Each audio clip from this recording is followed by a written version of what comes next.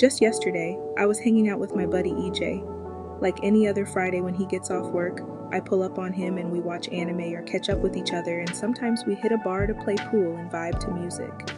But this particular Friday, EJ was ranting about how annoyed he was about his entry-level job at a call center that was overworking and underpaying him, noisy, full of annoying coworkers who don't do any work besides drinking coffee and gossiping.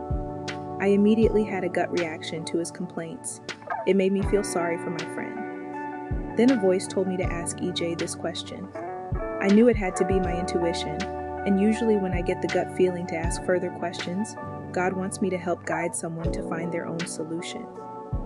I'm not the type of friend who tells you what's right for you, so I ask questions to get you to talk and get a better understanding of what you are going through, but in your own words. Every time I do this, people come up with their own answers. So I asked him, "What's your dream job or ideal work environment?" EJ answered without any hesitation.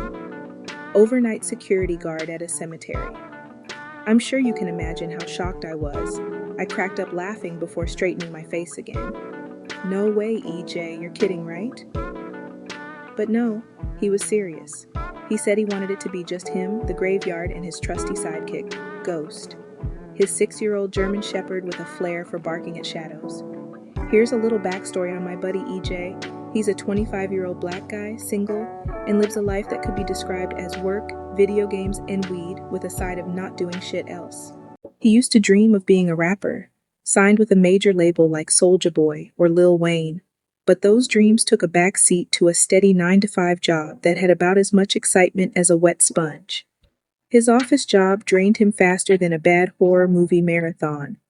And now he's settled into the life of an introverted, self-proclaimed average guy.